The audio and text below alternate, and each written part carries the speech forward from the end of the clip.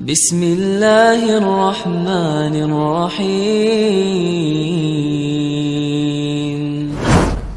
Bismillahirrahmanirrahim. Assalamualaikum warahmatullahi wabarakatuh. Alhamdulillahi rabbil alamin. Allahumma salli ala Muhammad wa ala ali Muhammad. Pemirsa yang insyaallah dirahmati oleh Allah Subhanahu wa taala, hari ini kita berjumpa lagi bersama saya Rian Andika Putra di channel YouTube HM Production dan di akun Facebook Wakatobi Mengaji. Hari ini kita akan membahas tema tentang Ramadan bulan ampunan. Bagi pemirsa yang ingin bertanya terkait tema yang sekarang, boleh menuliskan pertanyaannya di kolom komentar Wakatobi Mengaji. Dan bagi pemirsa yang ingin mengusulkan tema, maka boleh menuliskan tema di kolom komentar Wakatobi Mengaji. Dan sekarang kita sudah bersama Ustadz kita, Ustadz Abu Kaisah. Assalamualaikum Ustadz. Waalaikumsalam. Hari ini Ustadz kita akan membahas tema tentang Ramadan bulan ampunan. Mungkin Ustadz bisa jelaskan apa maksud dari Ramadan bulan ampunan. Apa itu? Ya, bismillah, alhamdulillah, wassalatu wassalamu ala rasulillah wa ala alihi wa ashabihi wa ala ma ba'd. Ya, memang salah satu fadail, salah satu keutamaan bulan Ramadan, ya, selain bulan diturunkannya Al-Quran, bulan penuh berkah dan lain sebagainya, maka di bulan Ramadan ini adalah bulan terdapat ampunan Allah Subhanahu wa taala, di mana ada beberapa amalan yang apabila dilakukan di bulan Ramadan itu akan mendatangkan ampunan dari Allah Subhanahu wa taala. Ya. Ada memang beberapa amalan yang dilakukan baik di bulan Ramadan maupun di luar bulan Ramadan, ini akan mendatangkan ampunan juga. Seperti misalnya kita berwudu akan menggugurkan dosa.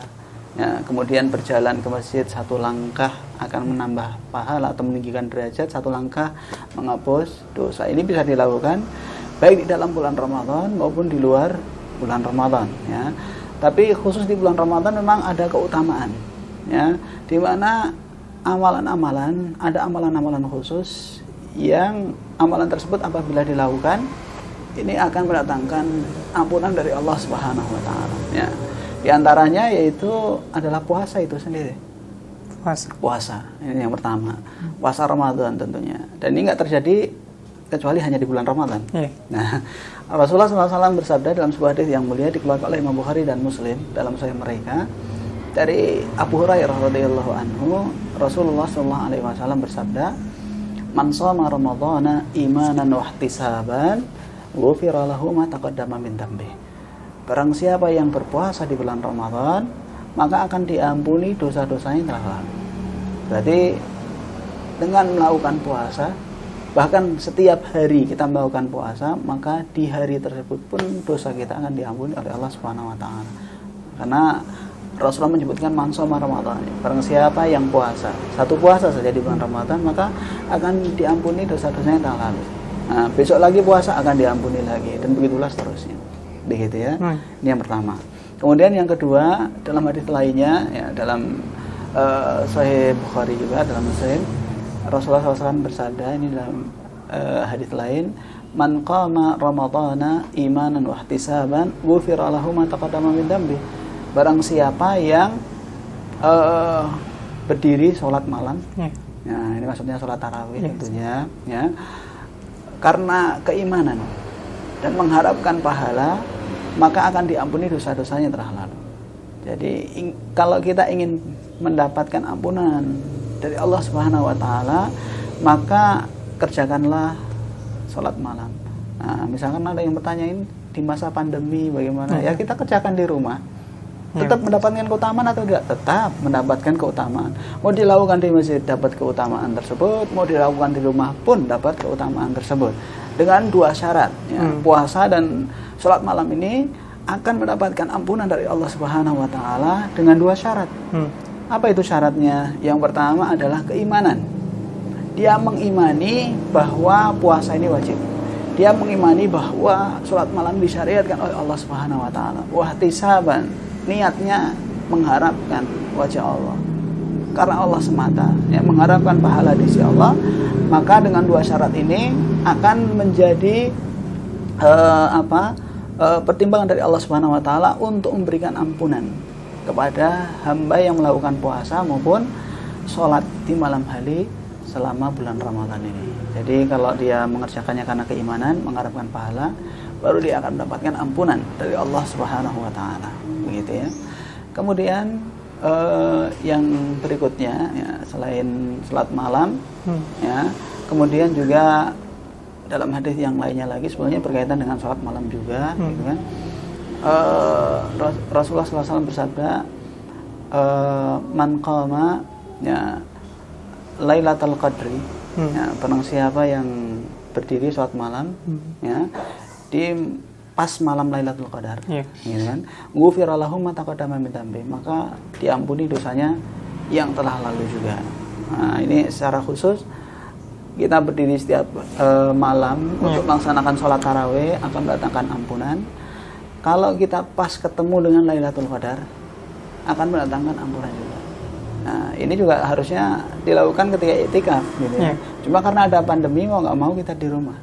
Nah, kalau kita menghidupkan malam-malam tersebut dan berjumpa dengan Lailatul Qadar di malam tersebut, lalu kita mengerjakan ibadah kepada Allah, sholat malam, ya, lalu kita lakukan dengan penuh keimanan dan ikhlas karena Allah, maka hal ini akan bisa mendatangkan ampunan juga dari Allah Subhanahu wa taala. Ya, ini khusus ya di malam Lailatul Qadar. Nah, masih banyak lagi ya, sebetulnya secara umum Rasulullah SAW juga bersabda dalam hadis yang diriwayatkan oleh Imam Muslim dari Abu Hurairah radhiyallahu anhu, ya, Rasulullah SAW bersabda, as-salawatul khams, al-jumu'ah ila al-jumu'ah, wa Ramadan ila Ramadan, mukaffiratin fima bainahun idza jtunibatil kabair. Rasulullah SAW bersabda, sholat 5 waktu, berarti antara subuh, duhur, asar, maghrib, isya dan begitu seterusnya, gitu ya.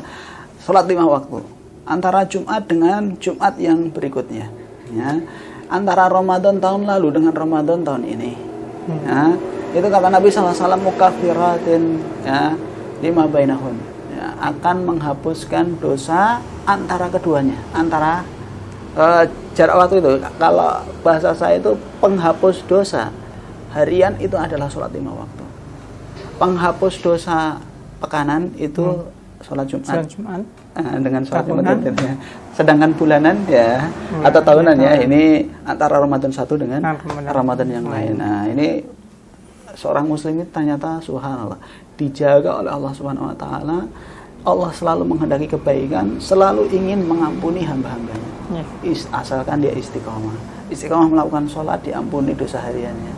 Nah, istiqomah sholat Jumat, diampuni dosa pekanannya. Nah, kemudian istiqomah dalam melaksanakan puasa di bulan Ramadan, akan diampuni dosa tahunannya. Nah, ini secara rutin Allah, ya, mengampuni dosa-dosa hamba-hambanya yang selalu melaksanakan ibadah-ibadah ini. Ya, ini luar biasa. Artinya kalau kita ingin teliti lebih dalam, ya, kalau kita hanya berpatokan pada poin yang ketiga saja antara Ramadan dengan Ramadan, padahal di Ramadan itu, ya, Ramadan itu kita kerjakan sholat juga, kerjakan sholat Jumat juga, gitu ya. Kalau di luar pandemi, ya, itu kita kerjakan ini juga, berarti dosa kita ini luar biasa, banyak yang diampuni oleh Allah Subhanahu wa taala. Pas melakukan puasa, melakukan sholat lagi, sholat 5 waktu, melakukan sholat Jumat juga setiap pekannya. Berarti dosa demi dosa itu diampuni oleh Allah Subhanahu wa taala. Luar biasa seperti itu. Ya, cuma di tengah pandemi seperti ini, kalau memang ada anjuran dari pemerintah untuk tidak melaksanakan sholat Jumat di masjid, kita tetap mendapatkan pahala sholat Jumat di masjid. Nah, walaupun kita kerjakan sholat zuhur di rumah. Karena adanya uzur. Ya, karena adanya uzur, yaitu wabah, tetap mendapatkan pahala tersebut. Karena kebiasaannya ketika nggak ada wabah, kita selalu melaksanakannya di masjid. Cuma ketika ada wabah, ya, ternyata kita dianjurkan untuk sholat di rumah. Tapi tetap pahalanya dan keutamanya tetap kita dapatkan seperti itu. Nah, ini beberapa poin, ya, beberapa poin ibadah yang menyebabkan seorang diampuni oleh Allah Subhanahu wa taala. Sebenarnya masih banyak sekali orang di bulan Ramadan maupun di luar bulan Ramadan itu dianjurkan untuk memperbanyak istighfar. Istighfar menggugurkan dosa. Ya, kita bertobat menggugurkan dosa. Ya, kalau kita sebutkan satu persatu nggak ada habisnya. Semua amalan bisa mendatangkan atau menggugurkan dosa. Itu.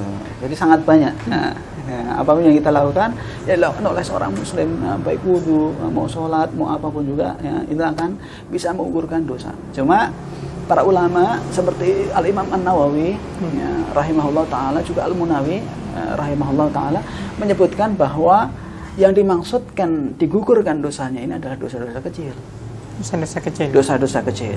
Kalau ingin dosa besar dihapuskan, mumpung di bulan Ramadan, segera bertobat.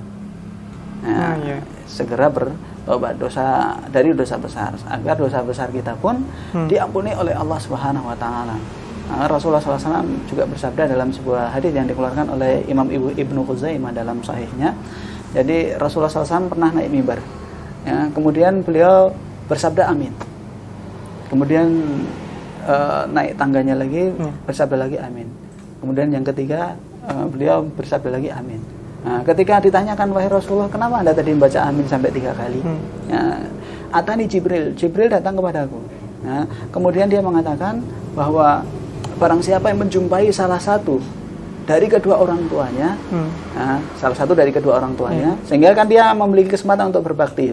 Kalau seandainya dia mati sampai masuk neraka, semoga Allah jauhkan dia. Semoga Allah jauhkan dia dari perbuatan seperti itu. Kalau seandainya dia mati sampai masuk neraka, ini suatu hal yang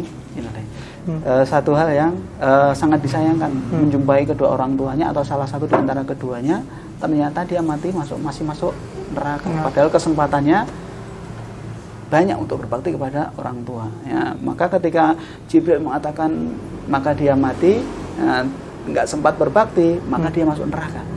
Maka Jibril mengatakan kul amin, katakanlah amin. Maka Rasulullah mengatakan amin.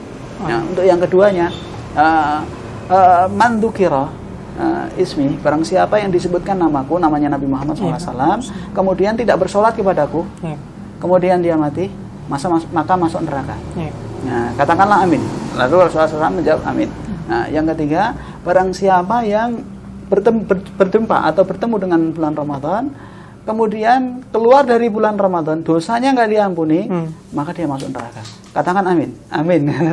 Dijawab oleh Nabi SAW, amin. Jadi sangat disayangkan kalau seandainya seorang yang masih memiliki kesempatan untuk berjumpa dengan bulan Ramadan, sampai dosanya tidak diampuni, ini merugi sekali. Kesempatan untuk istighfar banyak, kesempatan untuk taubat banyak, kesempatan beramal soleh sangat banyak, sangat luas. Nah, dari situ dia bisa meminta, berdoa kepada Allah Subhanahu wa taala agar dosanya diampuni. Kalau seandainya dia tidak diampuni sampai bulan Ramadan lewat, maka dia termasuk orang yang merugi. Ya. Jadi banyak sekali amalan yang bisa disebutin. Terkait Ustaz tentang tadi dibahas tentang malam Lailatul Qadar, dan pada saat ini kita sudah berada di masa pandemi. Bagaimana Ustaz kita mendapatkan malam Lailatul Qadar? Karena biasanya itu orang itu mencari malam Lailatul Qadar itu dengan beriktikaf di masjid. Betul. Ya 10 hari terakhir bulan Ramadan. Tapi karena ini pandemi, kita tidak boleh pergi ke masjid, maka kita tidak bisa melakukan iktikaf, karena iktikaf mungkin harusnya di masjid. Yes. Betul. Ya. Yeah. Jadi bagaimana itu? Apakah ketika kita melaksanakan ibadah di rumah dan ketika malam Lailatul Qadar itu turun, apakah kita mendapatkan malam itu atau bagaimana? Artinya ibadah yang kita lakukan pada malam itu diterima sebagai malam Lailatul Qadar atau bagaimana? Ya. Kalau seandainya memang dalam kondisi normal, artinya tidak ada wabah, tidak ada pandemi seperti ini, maka memang sunnahnya untuk mendapatkan keutamaan Lailatul Qadar ini dia harus beriktikaf. Nah, karena Allah sebutkan ketika di dalam surat Al-Baqarah 187 itu, wa antum akifuna fil masajid, kalian sedang beriktikaf di masjid ketika ingin mencari malam Lailatul Qadar ini ya, yang lebih baik dari 1000 bulan tentunya. Nah, kalau seandainya tidak dalam keadaan wabah, maka memang harus disyaratkan pergi ke masjid. Tapi karena ada himbauan dari pemerintah pusat atau pemerintah daerah atau keduanya gitu ya, untuk tidak melaksanakan aktivitas ibadah di masjid, maka kita tetap melaksanakannya di rumah. Nah, kita berharap pahala untuk mendapatkan pahala atau keutamaan Lailatul Qadar itu walaupun kita berada di rumah. Karena memang di tengah pandemi. Nah, semoga Allah Subhanahu wa taala akan menetapkan ya pahala yang sama, keutamaan yang sama ketika kita berada di rumah. Gitu. Karena memang kondisinya tidak memungkinkan untuk beritikaf di masjid seperti itu. Ya Allah. Ya, terkait Ustadz tentang sebuah hadis yang menyatakan bahwa di bulan Ramadan itu pintu surga dibuka, kemudian pintu neraka ditutup dan setan-setan itu dibelenggu. Ya, terkait dengan hadis itu Ustadz, biasa kan kalau orang dibelenggu atau setan dibelenggu itu akan kurang apalagi namanya menggoda manusia. Ya, menggoda manusia dalam melakukan kejahatan. Namun kita melihat ya di bulan Ramadan ini masih ada saja orang-orang yang melakukan perbuatan-perbuatan tercela atau perbuatan-perbuatan yang dilarang oleh Allah Subhanahu wa taala. Begitupun orang yang ingin melakukan kebaikan kadang terdorong untuk melakukan kejahatan. Terpengaruh ya. Terpengaruh. Padahal setan-setan itu dibelenggu. Mungkin Ustadz bisa menjelaskan apa maksud dari hadis tersebut. Memang Rasulullah SAW bersabda ya. Jadi ketika masuk bulan Ramadan, Rasulullah SAW bersabda itu futihat abwabul jannah, dibuka pintu-pintu surga, ya. Kemudian ughliqat abwabun nar, ditutup pintu-pintu neraka. Nah, wasulsilatis sayatin, dan dibelenggu setan ini. Nah, dibelenggu setan ini ada beberapa penafsiran para ulama. Di antaranya satu, yaitu yang dibelenggu adalah setan dari jenis jin. Itu memang benar-benar dibelenggu. Ya, sebagian yang lain mengatakan bahwa yang dimaksud dibelenggu ini adalah kebaikan itu Allah mudahkan. Nah, kejahatan itu Allah batasi. Gitu, kejahatan Allah batasi. Artinya dibatasi itu nggak semua dihilangkan, tapi lebih sedikit dilakukan di bulan Ramadan dibandingkan bulan-bulan yang lain. Nah, kadang orang di bulan Ramadan tuh berbuat maksiat di hadapan umum kadang masih malu, masih apa. Tapi kalau di luar bulan Ramadan kayak lebih bebas, begitu ya, begitu. Ini penafsiran sebagian ulama. Nah, kalau kita ikuti misalkan penafsiran yang pertama, ya, bahwa yang dibelenggu adalah setan dari jenis jin, tapi kan setan jenis manusia masih berkeliaran. Oh, setan jenis manusia ada juga? Oh iya, setan itu kan yang bisikkan ke dada manusia itu kan ada jenis manusia dan jin ya. Karena Rasulullah SAW Allah Subhanahu wa taala berfirman untuk minal jinnati wan nas, dari golongan jin dan manusia. Berarti memang setan itu ada jinnya, ada manusianya gitu. Setan ini kan sifat jahat yang dimiliki oleh jin. Sifat jahat yang dimiliki oleh manusia. Bahkan dalam hadits lainnya Rasulullah SAW menyebutkan juga bahwa ada setan dari jenis hewan. Nah, Rasulullah SAW bersabda akan memutus sholat seseorang apabila lewat di hadapannya itu wanita yang sudah haid, wanita sudah akil balik, sudah haid. Kemudian yang kedua yaitu keledai, ya, dan yang ketiga anjing hitam. Nah, kemudian para sahabat bertanya, fama balu kalbil aswad minal ahmar. Ya, apa bedanya anjing hitam dengan anjing merah, anjing putih? Apa bedanya wahai Rasulullah? Rasulullah SAW bersabda, al-qalbul aswad syaitan. Sesungguhnya anjing hitam itu setan. Ya. Ini menunjukkan bahwa ada setan dari jenis hewan juga. Berarti ada setan dari jenis jin, ada setan dari jenis manusia, ada jenis hewan. Nah, yang dibelenggu yang mana? Kalau jinnya dibelenggu, sifat syaitaniah dari manusia ini kan nggak dibelenggu. Itu mereka buktinya mana? Masih banyak di bulan Ramadan yang meninggalkan puasa siang hari, di bulan Ramadan masih makan luar biasa, nggak tanpa malu, bukan makan rokok. Banyak di hadapan manusia ini. Jadi di siang hari bulan Ramadan pernah kita saksikan orang merokok itu. Ya, di siang hari bulan Ramadan tanpa malunya. Gitu. Kemudian ada yang terang-terangan melakukan kemaksiatan di bulan Ramadan, bahkan tidak melakukan sholat di bulan Ramadan. Biar sholat saja nggak ini bisa dikatakan seorang muslim yang baik. Ya, tentu tidak. Ini ada sifat syaitaniyahnya. Kan ini nggak dibelenggu sama Allah Subhanahu wa taala. Masih berkeliaran dan bahkan banyak. Ya. Jadi memang setan yang dibelenggu, kalau menurut penafsiran yang pertama oleh para ulama tadi, memang dari jenis jin. Tapi jenis manusia ini nggak dibelenggu. Dan mereka sudah punya sifat dan tabiat yang jelek. Jadi mau di bulan Ramadan maupun di luar bulan Ramadan, tabiatnya akan terus berjalan. Ada sebagian yang tampak rasa malunya di bulan Ramadan, maka di depan umum dia nggak puasa, tapi ada rasa malunya. Tapi ada yang biasa-biasa saja. Bahkan ngobrol sama masih ngerokok-rokok itu. Jadi sifat syaitannya masih ada. Begitu. Jadi kalau ditanyakan, kalau setan dibelenggu kenapa masih ada kemaksiatan? Nah, ini karena sifat syaitoniahnya dari sisi manusianya itu masih ada. Begitu loh. Memang masih ada. Nah, hilangnya kapan? Ya manusia itu ketika meninggal. Insya Allah sifat syaitoniahnya ikut terkubur. Allah. Masih terkait hadis tadi, Ustaz. Ada sebagian orang mengatakan bahwa karena di bulan Ramadan ini pintu surga dibuka, maka orang yang meninggal pada bulan Ramadan ini akan masuk surga. Karena pintu surga dibuka, pintu neraka ditutup. Ya, mungkin Ustaz bisa menjelaskan terkait masalah itu, Ustaz. Memang ini termasuk tanda husnul khatimah ya. Tanda husnul khatimah itu seorang muslim apabila meninggal di bulan Ramadan, itu memang kemungkinan dia akan masuk dalam surga Allah Subhanahu wa taala. Bukan berarti dia langsung masuk surga, kan belum diadili. Nanti di hari kiamat. Itu kalau seandainya dia muslim yang baik gitu ya. Kalau seandainya ada orang kafir misalnya, dia meninggal di bulan Ramadan, apakah langsung masuk surga? Ya tentunya tidak. Dia aja beriman kepada Allah tidak. Atau dia tidak beriman kepada Allah, tidak pernah menyembah Allah, tidak pernah beribadah kepada Allah. Itulah orang munafik misalnya. Munafik i'tiqadi. Ya, dia jelas-jelas mengingkari dalam hati mereka. Tidak mau beriman kepada Allah. Apakah ketika meninggal di bulan Ramadan akan masuk surga? Kalau tidak, tentu tidak akan masuk surga. Ya, jadi kalau dia muslim yang baik, ya, tanda husnul khatimahnya itu salah satunya adalah dengan meninggal di bulan Ramadan. Nah, tapi kita nggak bisa mengatakan ini pasti masuk surga ini karena meninggal di bulan Ramadan. Belum tentu juga. Gitu. Tapi tanda husnul khatimah, tanda bahwa akhir hayatnya baik, nah, itu dia meninggal di bulan Ramadan.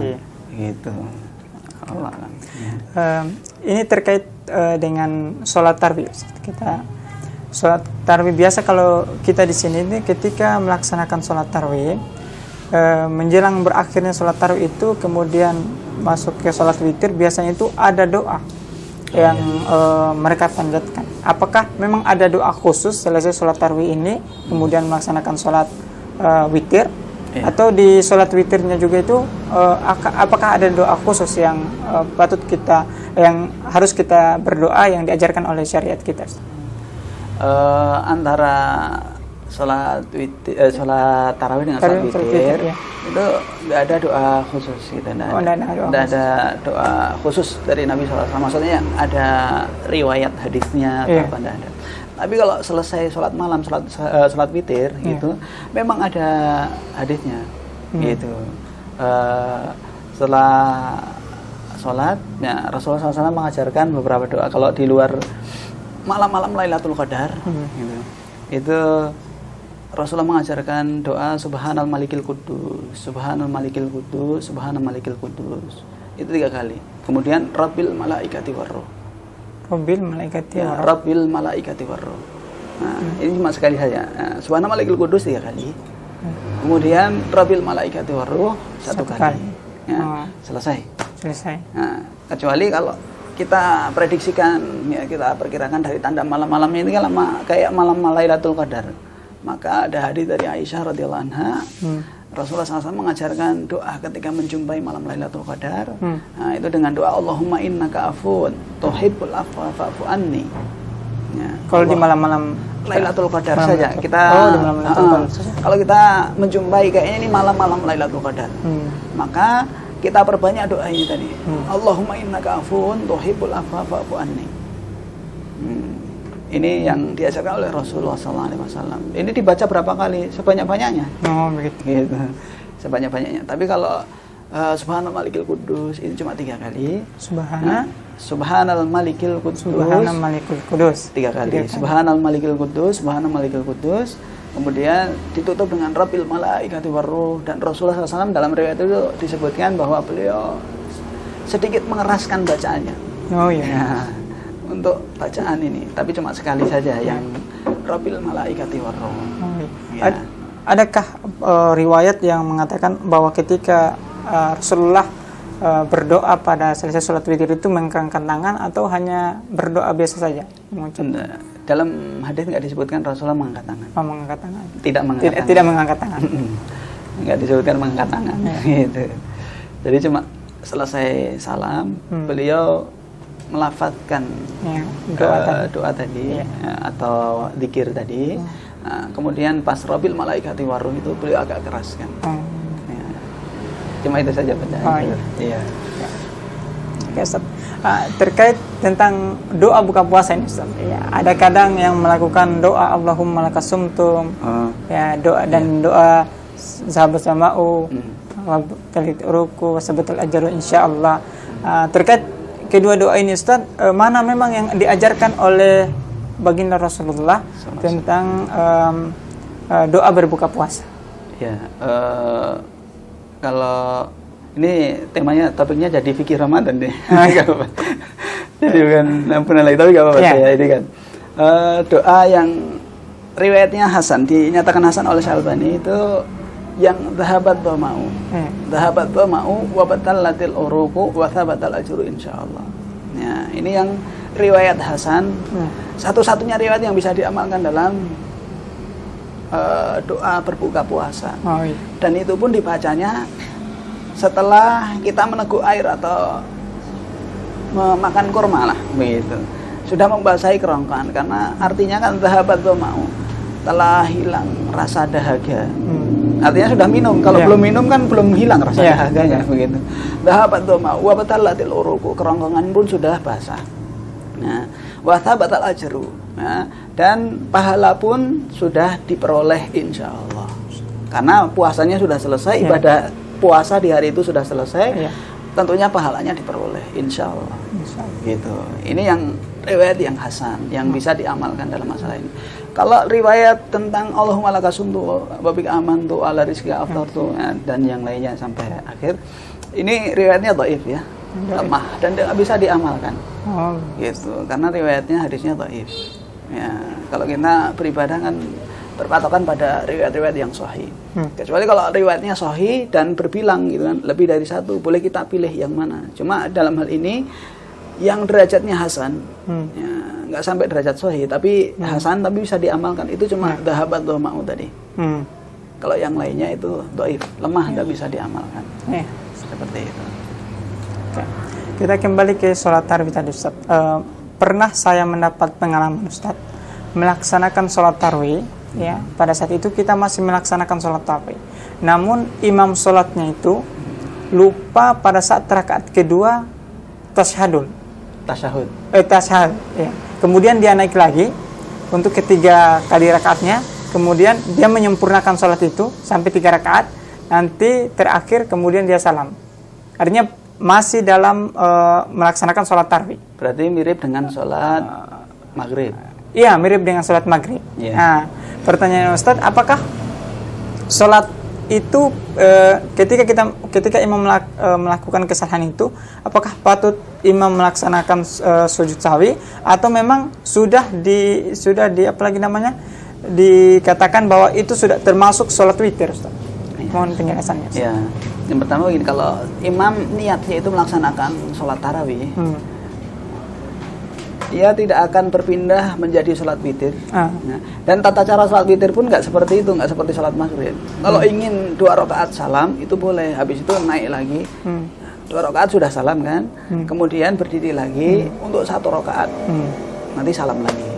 Harusnya seperti itu, bukan 2 rakaat tahiyat awal atau tasyahud yang pertama, ya. Kemudian berdiri lagi tanpa salam ini. Oh tidak, dia tidak tasyahud. Tasyahud.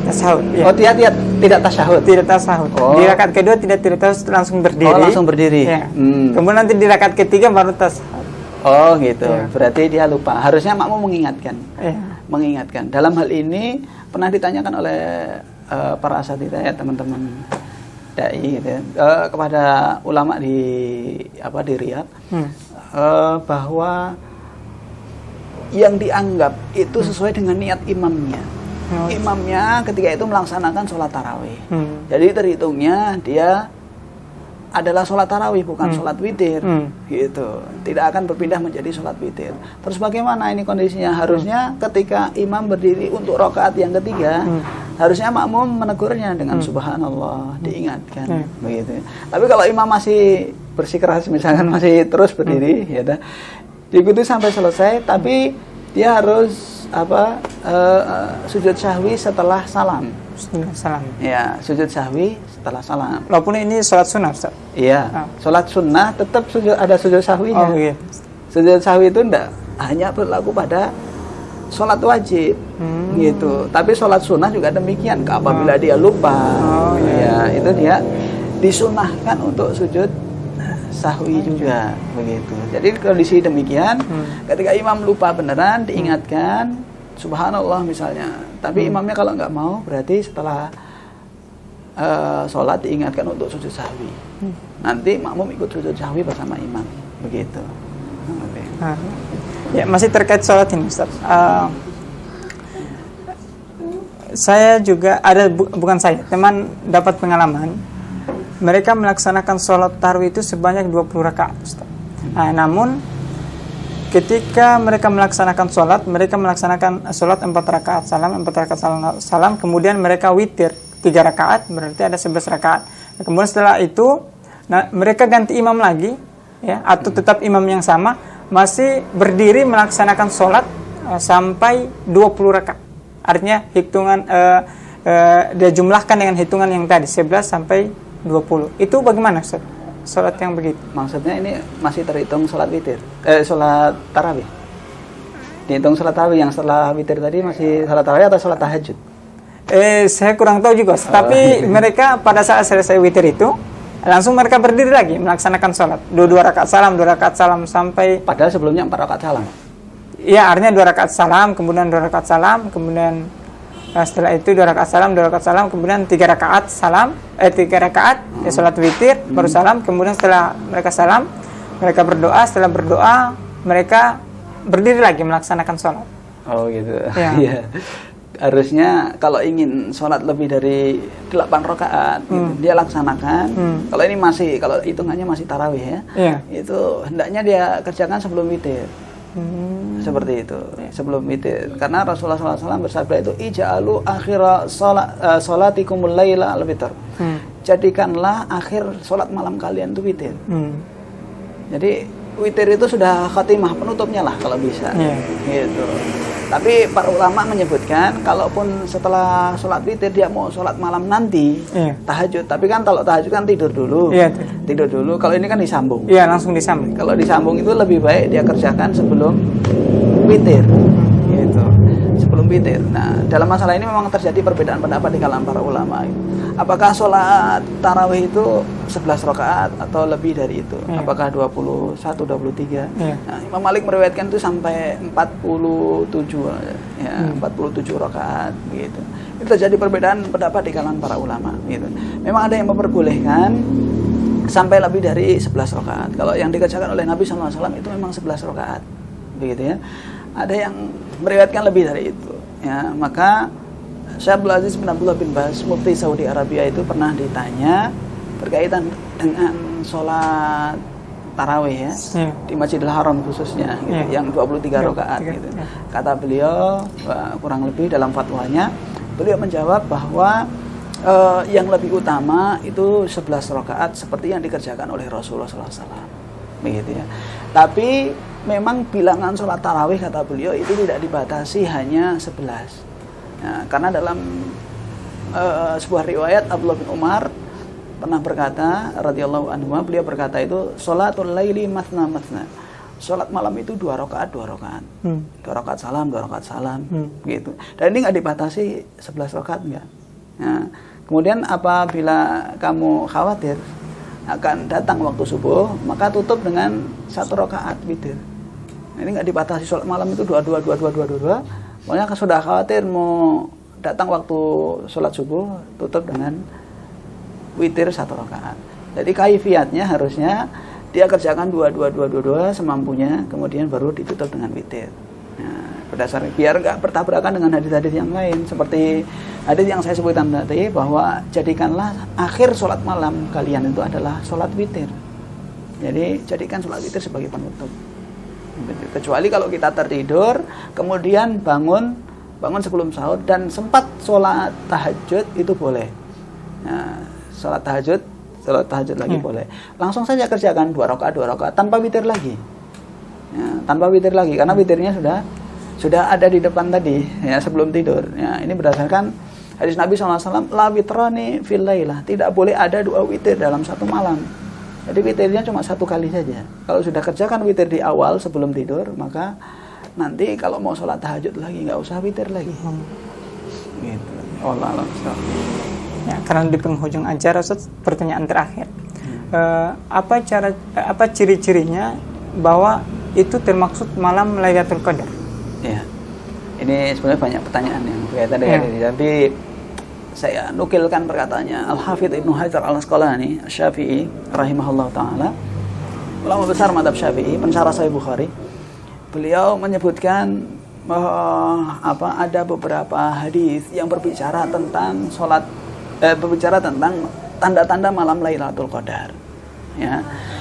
Tapi semuanya ini ya, rata-rata berbicara tentang tandanya ini muncul setelah kejadian malam Lailatul Qadar.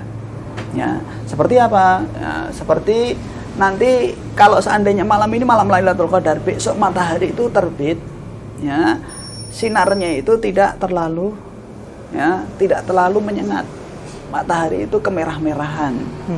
Ya, jadi terbitnya mataharinya itu warnanya kemerah-merahan dan tidak terlalu menyengat panasnya. Ya. Ini riwayat yang sahih. Ya.